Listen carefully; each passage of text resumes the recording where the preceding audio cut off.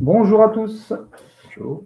Alors, aujourd'hui, nous allons vous présenter un petit webinaire autour du pass de hache. Donc, je vais être accompagné de Mathieu Adélaïde, qui est notre consultant sur le sujet, qui va vous présenter la partie technique, et moi-même, donc Jérôme Beaune, directeur des opérations chez Pays Services. Donc, je vais faire juste une petite introduction pour présenter Pays Services, mais très rapidement, et le service manager. Voilà, donc je vous propose de démarrer. Donc, voilà. Donc, l'idée, c'est effectivement, on va vous passer tous les concepts du pass de hache, les principes, comment ça fonctionne, et surtout après, comment s'en protéger. Donc, comme vous allez voir, on va vous parler un peu du service manager, et à travers le service manager, on a mis en place tout un ensemble de services qui vont vous permettre justement de pouvoir minimiser les risques et les impacts de ce type d'attaque. Voilà, donc ça, c'est effectivement l'objectif. Donc, on en a à peu près pour 45 minutes ensemble. Et puis, vous pourrez poser toutes vos questions à la fin. Voilà, alors, très rapidement, l'objectif, pas de faire une présentation commerciale de Pays Services, mais en quelques mots, on a 25 ans. Donc, c'est une société qui est spécialisée dans tout ce qui est architecture, fortement orientée Microsoft. On était vraiment spécialiste Microsoft. Et maintenant, c'est ouvert à d'autres technologies. Donc, on travaille sur 3 types d'environnements. Donc, on va dire que la partie on-prem, la partie hybride, la partie cloud. Alors, des clouds, vous avez cloud privé, cloud public. Voilà. Et on va graviter autour de 5 domaines d'expertise. La partie identité, tout ce qui est sécurité, donc un des points qu'on va voir aujourd'hui. La partie infrastructure, la partie collaborative avec tout ce qui est communication unifiée, et la partie endpoint, tout ce qui est poste de travail et autres. Voilà. Faire rapide. Alors, ensuite, on est une SN, donc les grands classiques, on va vous accompagner autour d'audits et de conseils, autour des notes de cadrage, du design d'infrastructure, du conseil financier, des audits de sécurité. Voilà, donc sur ces parties-là, c'est notre premier axe de notre cœur de métier. Le deuxième, bien sûr, c'est la mise en œuvre de toutes ces parties. Donc, c'est la mise en œuvre des infrastructures, la mise en œuvre d'accompagnement, des modes SaaS, des modes GaaS, de l'accompagnement aussi projet, tout ce qui est gestion du changement. Voilà, donc ça fait partie du deuxième axe principal. Et le troisième, c'est le service manager, sur lequel aujourd'hui, on va pouvoir vous parler d'un ensemble de services justement pour se protéger de ce type d'attaque pass de hache. Donc, dans le métier du service manager, nous avons, on va dire, 3 métiers principaux, qui sont la partie MCO, donc c'est du maintien effectivement conditions opérationnelles. Donc, dans toute cette partie maintien conditions opérationnelles, on va travailler sur des actions, on va dire, récurrentes. Dans ces actions, donc elles sont très larges. Là, on va, à la fin de la présentation, vous montrer sur quel axe nous allons travailler, sur tout ce qui est mise à jour, sur tout ce qui est études de log, etc. Donc, encore une fois, orienté sur le type d'attaque pass de hache. Et après, il y a tout ce qui est partie support ou accompagnement, dans le cas de type d'attaque, au cas où. Et aussi, on peut faire des demandes d'audit, de conseils, pour travailler sur la partie audit de sécurité, par exemple du tiering model, pour siloter les droits ou ce genre de choses. Tout ce qui est filtrage, tout ce qui est flux. Voilà, donc il y a tout un ensemble de panels de services ou d'audits préalables qu'on peut vous proposer sur, encore une fois, cet axe sécurité aujourd'hui. Voilà, donc comme je vous disais, les périmètres, c'est infrastructure, logiciel, réseau, sécurité, support utilisateur, poste de travail. Voilà, donc ça, c'est effectivement tous les périmètres techniques sur lesquels on travaille. Et bon, ça, c'est pour vous présenter quelques références. La logique du service manager, c'est de travailler sur tout ou partie de l'infrastructure de nos clients. Donc là, pour vous donner des exemples sur la partie, effectivement, OCDE, on va travailler essentiellement sur la partie support et expertise. On va dire sur la partie aussi avec du support premier Microsoft. Par exemple, le ministère de l'Agriculture, on va travailler sur tous les axes du MCO, de vente support, mais uniquement sur la partie messagerie. Voilà, CityOne, par exemple, on va travailler sur l'ensemble des axes. On va gérer de A à Z l'ensemble du SI de CityOne et Radio France, par exemple, support. Et aussi, on fait de l'expertise. Par exemple, sur Radio France, on travaille sur des projets de tiering model, de silotage de droits. et d'isolation de compte, voilà, qui est un des sujets qui est important aujourd'hui dans le cas de type d'attaque qu'on va vous expliquer. Voilà, donc voilà, voici d'autres références. Bon, l'objectif n'est pas de tout détailler et surtout de vous présenter la suite. Donc, comme je vous disais, je suis accompagné de Mathieu. Voilà, donc il va vous présenter la suite de cette présentation sur l'attaque passe de hache. Bien, bonjour, je me présente, Mathieu Delis, donc je fais partie de Pays Sérieux depuis quelques années maintenant. Je travaille majoritairement autour de l'Active Directory et de l'identité. Aujourd'hui, on va essayer vulgairement de présenter le principe et le fonctionnement d'une attaque passe de hache. On essaiera de ne pas trop rentrer dans le détail pour ne pas perdre tout le monde. Et si vous avez des questions, on regardera à la fin pour essayer d'y répondre. Donc, si on commence au début, l'attaque passe de hache peut avoir différents motifs, tels que l'espionnage industriel, la revente de données, le chantage ou la demande de rançon, la volonté de nuire au SI, le départ d'un salarié qui se passe mal, ça peut arriver. Ou le challenge, si on regarde, si on remonte un peu dans l'actualité, on a vu que certains groupes avaient tenté des attaques envers des sociétés juste par envie, par défi, se dire tiens, je vais y arriver. Donc il n'y a pas forcément toujours une action ou une pensée de nuire, mais bon, une fois que quelqu'un est dans le système, le problème c'est qu'on ne sait pas pour combien de temps et on ne pourra jamais être sûr qu'il n'y est plus jamais.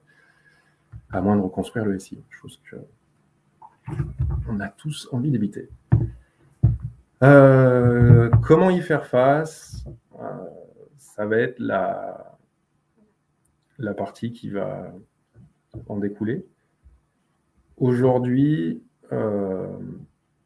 l'attaque la plus facile à comprendre, on va présenter, passe de hache, a souvent un but. Ça peut être de l'exfiltration de données, de l'escalade de privilèges ou de la compromission d'autres ressources dans le domaine. Souvent, ça sera dans la volonté d'avoir une escalade de privilèges.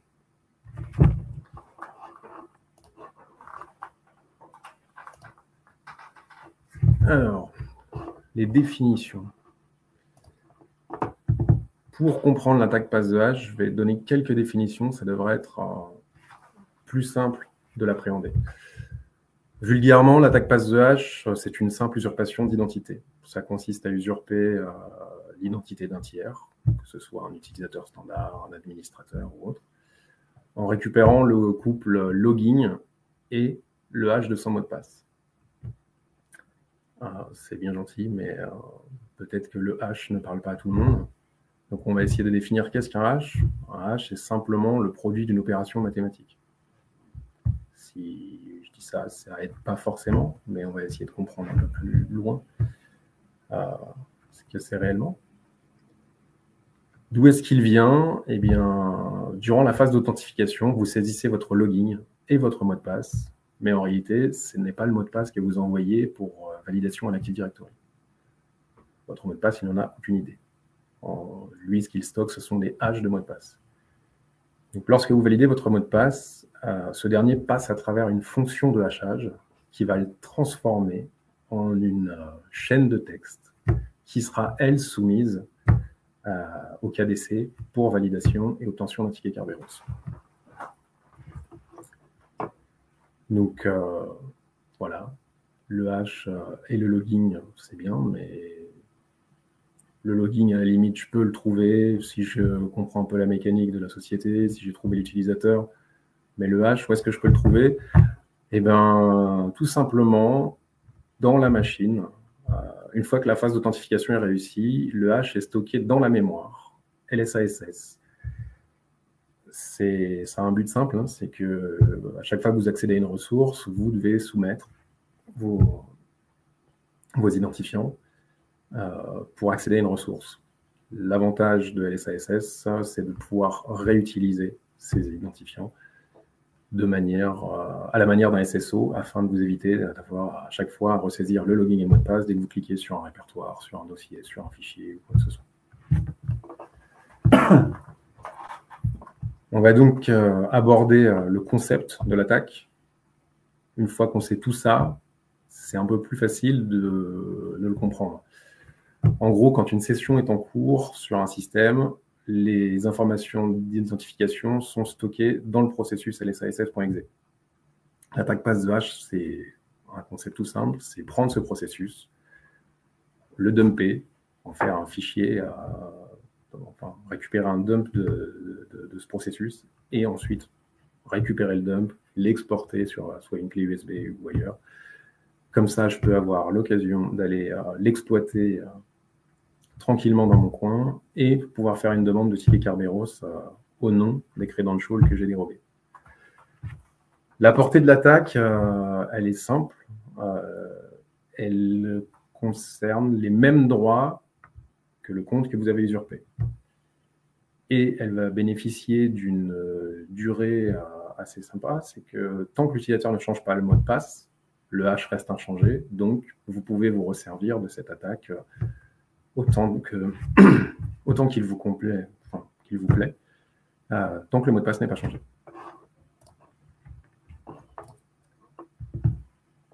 On va essayer de voir maintenant comment ça fonctionne. Le fonctionnement de l'attaque pass the hash, ça se déroule en 4 étapes. Elles ne sont pas toutes faciles à mettre en œuvre, ça c'est sûr, mais en même temps, une fois qu'on a listé les 4 étapes, ça paraît quand même déconcertant de facilité. La première étape va consister à obtenir le droit administrateur local sur une machine. Bon, ce n'est pas forcément la plus simple à mettre en œuvre, mais on verra que dans certains cas, c'est quand même pas très difficile. La deuxième, faire un dump du processus LSASS. Encore une fois, c'est une des choses les plus faciles à faire dans le sujet qui nous intéresse. Le seul inconvénient, c'est de ne pas se faire détecter par certains processus. Ensuite, un export du dump et l'exploiter. Ben, ça, c'est simple. Une simple clé USB vous suffira. Et finalement, obtenir un ticket Kerberos. Vous allez voir qu'avec un 4, c'est pas difficile. Alors, bien sûr, je ne vais pas détailler toutes les possibilités pour arriver à compromettre une machine. Ça ne serait pas très éthique de ma part. Et il existe de nombreux moyens d'y parvenir. Tous plus ou moins discutables. Et aujourd'hui, Internet regorge de bonnes idées si vous avez envie de vous amuser. Moi, je vais partir sur un cas simple, on va dire. Simplement, on a tous connu des services informatiques ou même des plateaux d'utilisateurs. Quelqu'un s'en va sans verrouiller sa session. Bon, il suffit d'une clé USB, d'accéder à la machine, et c'est déjà un début. Notamment si la personne est administrateur de son poste. C'est encore plus simple. J'ai pas besoin de m'amuser à essayer de faire du contournement de l'escalade. Donc,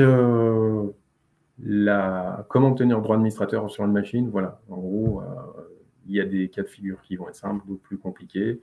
Il y a certains produits antivirus, EDR, ou des politiques de sécurité qui peuvent être renforcées dans les entreprises. Ça, je le conçois, hein, je suis d'accord avec vous. Maintenant, si on s'appuie sur certains principes de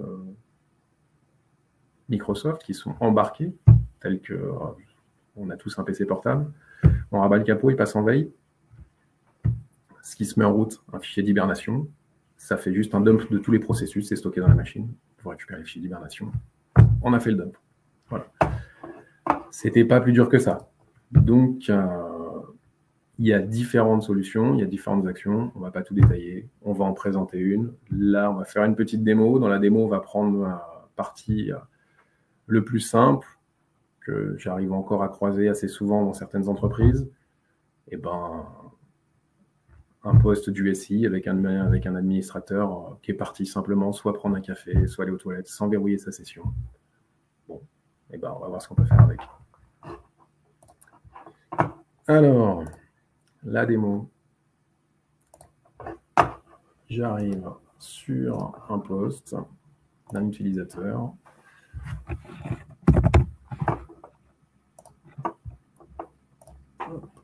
sur lequel j'ai juste à me connecter. Je vais juste vérifier. Je suis bien sur un poste du domaine.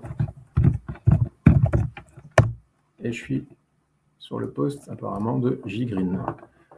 Alors, il ne va pas falloir énormément de séquences pour être tranquille. Comme je n'ai pas envie de me faire attraper,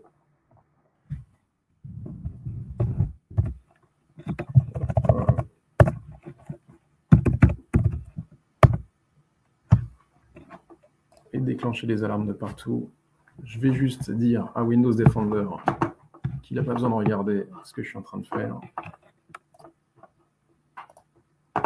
Et donc, je vais ouvrir le gestionnaire de tâches. Je vais aller chercher le processus lsass.exe. Je fais créer un dump file. J'ouvre le répertoire. Comme j'ai demandé à Defender de ne pas scanner ici, je m'aperçois que dans le répertoire de John Green, maintenant, j'ai un processus lsass.dmp. J'ai juste une copie à faire. Je le balance sur ma clé USB. Je m'en vais du plat. Je ferme tout gentiment. Je ferme les fenêtres. Si vous avez le courage, vous effacez les logs de l'Event Viewer. Vous verrouillez la session si vous êtes gentil. Comme ça, la personne ne se rend même pas compte quand il revient. Et tout se passe bien. Vous partez avec votre clé USB, c'est terminé. Et en combien de temps, ça? On vient de faire les clics. Il a fallu 15 secondes. Ok. Et bien maintenant, tranquillement, je rentre chez moi. Ou alors je repars m'asseoir à ma place. Ça dépend si je suis dans l'entreprise. Le mieux, ça reste quand même d'être dans l'entreprise parce que ça permet quand même d'avoir accès au réseau de l'entreprise. Et là, typiquement, je vais être sur mon poste à moi. Je suis voilà, qui n'est pas du tout dans le domaine. Je suis connecté avec mon compte à moi. La seule chose que j'ai, c'est que j'arrive à accéder au réseau du domaine parce que, pas très bien protégé. J'ai juste eu à brancher un câble réseau sur mon poste. Et j'ai pu obtenir du réseau gratuitement. C'est sympa. Et bien du coup, j'ai copié mon dump dans mon répertoire. J'ai récupéré mes infos. J'ai plus qu'à aller m'amuser. Alors, hop, on ne va pas perdre de temps. J'ai copié les commandes ici, ce qui nous fera gagner du temps. On va donc utiliser l'outil que tout le monde connaît, ou si vous ne le connaissez pas, l'outil de Benjamin Delpy et Vincent Letout qui s'appelle Mimikatz. Voilà. C'était sûr. Je me suis amusé avec une machine Windows, donc forcément, j'ai Defender. Et Defender, dès qu'on compile, a toujours un petit souci avec Mimikatz. Voilà.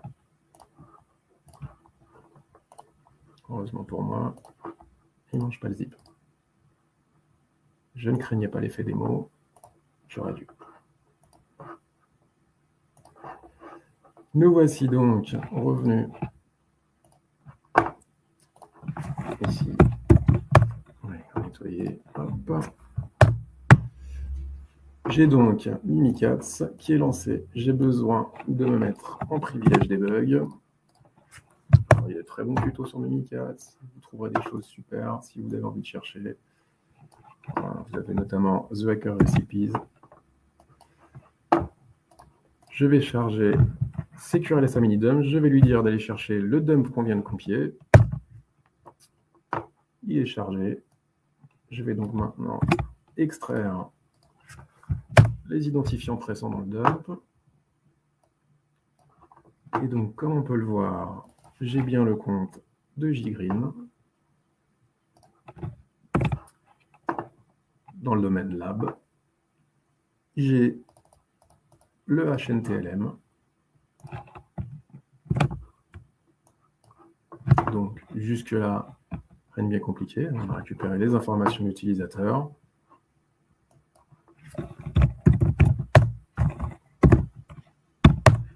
Je peux construire ma commande. Je vais donc maintenant utiliser Mimikatz une nouvelle fois en lui demandant de me générer une demande de ticket Kerberos basée sur une attaque passe de hash. Hop! Voilà, j'ai donc une nouvelle fenêtre. qui va me permettre d'aller chercher quelques petites infos. Je vais aller dans mon barre de jeu, les PS Tools, et on va faire un petit PS exec en essayant d'atteindre, je ne sais pas, qu'est-ce qui m'intéresse dans la Labo Société? Le serveur de fichiers, tiens, ça peut être sympa. Hop, et ben psexec.exe, le nom du serveur, une invite de commande.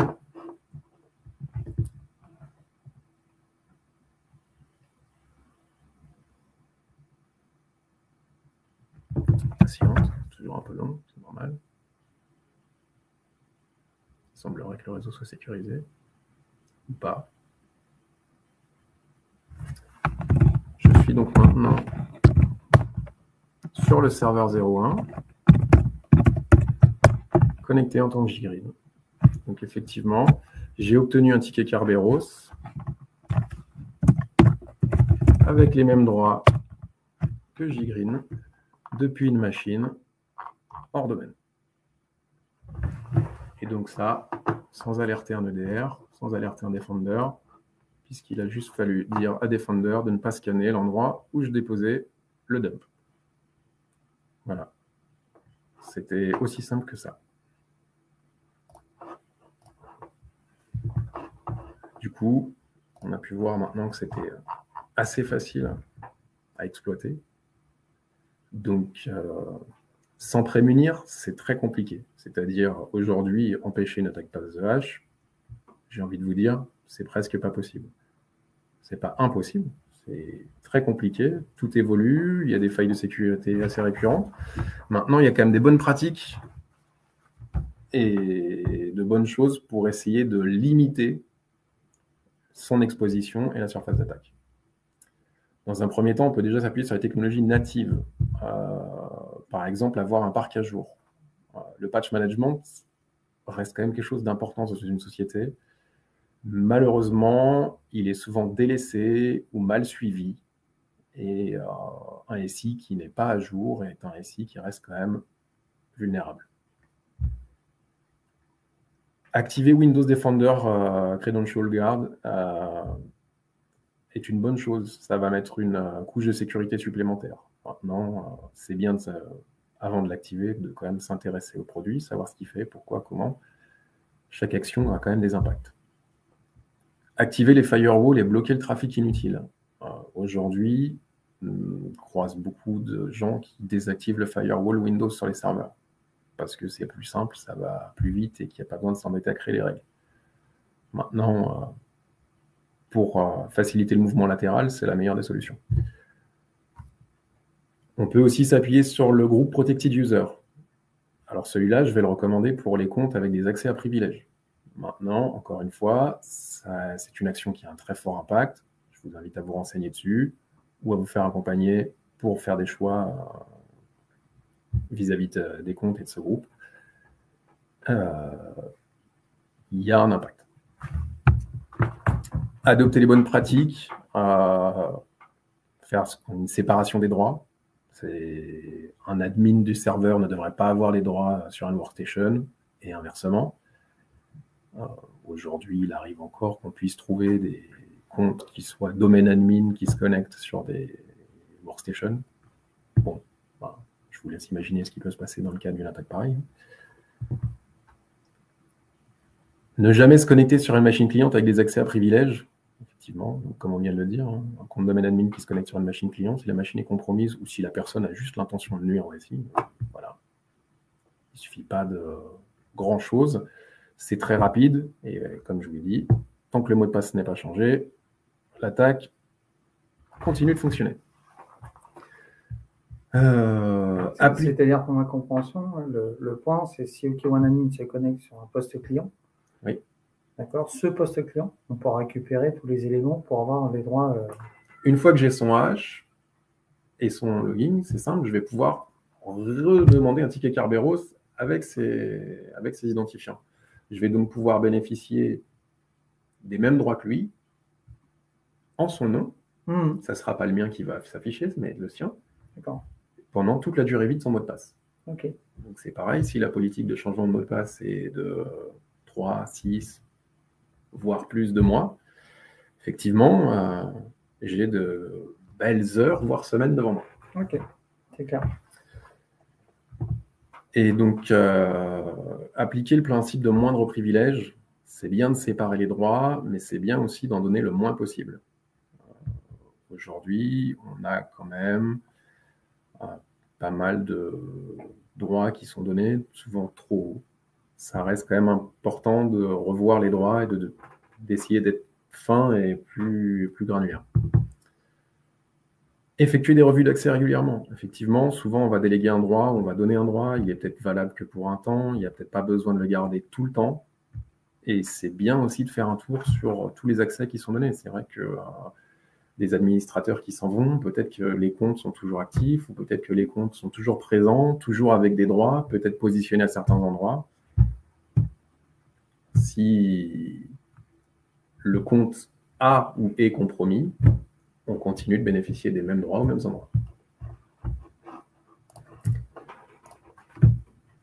La supervision, il y a quand même des choses à faire. Dans un premier temps, on vous invitera à activer les différents audits. Vous avez beaucoup d'audits, notamment ceux des modifications de registre, de création de process. Effectivement, si quelqu'un commence à modifier les clés de registre d'un poste, il y a peut-être une idée derrière. Donc ça peut aussi faire quelque chose. Attention, plus on active l'audit, plus on génère de trafic, plus on génère de logs, et il y a beaucoup de tri à faire. Il y a du vrai, il y a du faux positif, il y a de tout. Ça nécessite un travail derrière. Ce n'est pas simplement activer l'audit, il y a tout un travail à faire derrière. L'avantage, c'est que ça peut se coupler avec des outils de supervision. Vous prenez un SCOM, un Zabbix, un Splunk, de l'Azure Monitor, des scripts PowerShell. Vous pouvez combiner pas mal de choses ensemble qui vont vous aider à interpréter ces logs et ensuite, petit à petit, vous allez pouvoir affiner et au moins avoir le détail du début d'une alerte. Attention, il y a des choses qui sont en train de se passer. Peut-être que ce poste-là pose problème. Ah, tiens, on a un compte qui est en train de se connecter sur plusieurs sessions en même temps, à plusieurs endroits différents. Est-ce que c'est normal? J'ai mon admin qui se connecte la nuit. Est-ce que c'est normal? Voilà.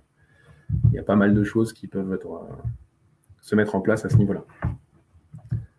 On vous invitera également à renforcer vos politiques de sécurité. Comme on disait, révision des droits d'accès, en particulier les droits éditeurs. Combien d'éditeurs de logiciels aujourd'hui nous demandent des droits domaine admin? Alors, à l'ère d'aujourd'hui, ça ne devrait plus exister. Malheureusement, on en trouve encore beaucoup. Avoir des droits très importants, ne serait-ce qu'administrateur local, avec des comptes dont le mot de passe ne doit jamais expirer, parce que s'il expire, le produit s'arrête, et du coup, ça pose problème. Mais le mot de passe, il ne faut pas qu'il soit trop long, parce que s'il fait plus de 30 caractères, le logiciel ne sait pas le gérer, et on a un souci. Tout ça, aujourd'hui, ça doit changer. Il faut en discuter avec vos éditeurs, il faut en discuter avec vos interlocuteurs, mais aujourd'hui, on peut modifier plein de choses. Même si l'éditeur vous dit que ce n'est pas possible, si vous lui dites que vous arrêtez de payer parce que vous voulez plus votre produit, vous allez voir qu'on peut trouver des solutions. Notamment l'utilisation de comptes GMSA. Un compte dont le mot de passe n'expire jamais, ce n'est pas possible. Un compte GMSA reste quand même un compte qui est très appréciable du fait qu'il peut avoir un mot de passe robuste avec une rotation automatique. Aujourd'hui, même si ce n'est pas documenté, beaucoup d'éditeurs sont en mesure d'utiliser des comptes GMSA. Pareil, on va faire tourner les tâches planifiées. Bon, GMSA, ça reste une bonne chose aussi. Et après, je vous inviterai surtout, et majoritairement, à vider les groupes à privilèges. Aujourd'hui, je considère que Schema, Enterprise, DNS Admin, voire Backup Operator ne devraient pas être peuplés. Vous pouvez avoir besoin d'actions temporaires, et dans ces cas-là, avoir besoin de modifier ces droits. Maintenant, conserver le droit en permanence n'a pas d'intérêt. Aujourd'hui, je ne vois pas ce qui nécessite qu'un compte soit Enterprise Admin au quotidien. Ou Schema Admin, ou autre. Ça sera pour des actions ponctuelles. Plus vous allez avoir des cours, enfin, moins vous aurez de groupes qui seront peuplés, moins vous aurez de chances de donner un accès privilégié. Donc, aujourd'hui, c'est l'une des parties sur laquelle on insiste, mais qui peuvent aussi vous permettre de vous, de vous prémunir de certaines choses. Effectivement, on a vu un hash qui est dérobé. Si le compte a trop de privilèges, ça pose problème.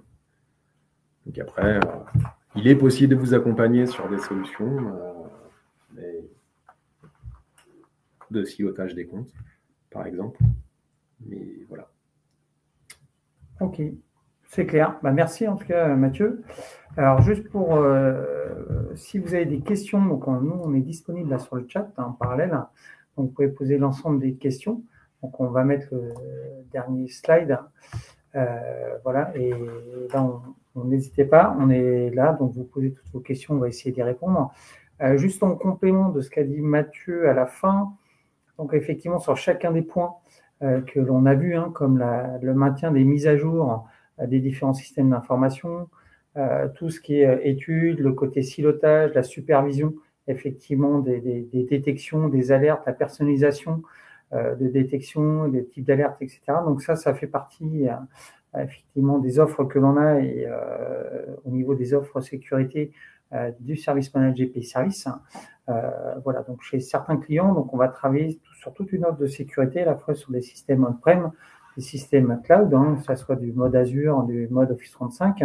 Donc on a développé tout un ensemble de scripts qui nous permettent effectivement de détecter, on va dire, des actions ou des accès qui nous paraissent anormaux, d'accord ? Donc ça, c'est des choses effectivement que l'on fait. On a des revues régulières, donc toutes ces revues et ces fréquences sont définies avec le client sur un niveau de sensibilité de la donnée.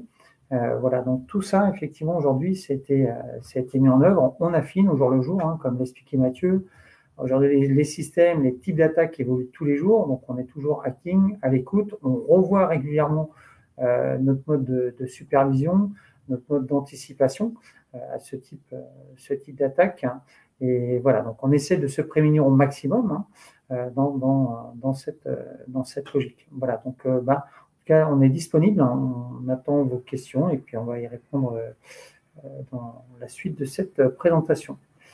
En tout cas, merci à tous de nous avoir effectivement écoutés. J'espère que ça a été intéressant pour vous. Et puis, on se tient dans tous les cas à votre disposition pour répondre à travers ce chat ou ultérieurement pour, si vous avez des questions, ou préciser un ensemble de points. Voilà. Si, Mathieu, pour mettre le dernier slide. Voilà, donc effectivement, on ne vous avait pas prévenu, il y a une petite surprise à la fin. Voilà, donc vous avez le slide, effectivement, le dernier slide, c'est vous avez effectivement l'adresse P-Service, vous avez l'ensemble des questions, vous avez un numéro de téléphone. Voilà, donc on pourra, si vous voulez, faire une démonstration un peu plus détaillée, de façon personnalisée par rapport à votre contexte. Voilà, et on parlait aussi d'audit avec le Thierry Modèle au tout début, et Mathieu vous en parlait un petit peu. C'est un des axes principaux, c'est vraiment le silotage de comptes, la précision des comptes, et l'utiliser et mettre juste ce qu'il faut pour un besoin donné.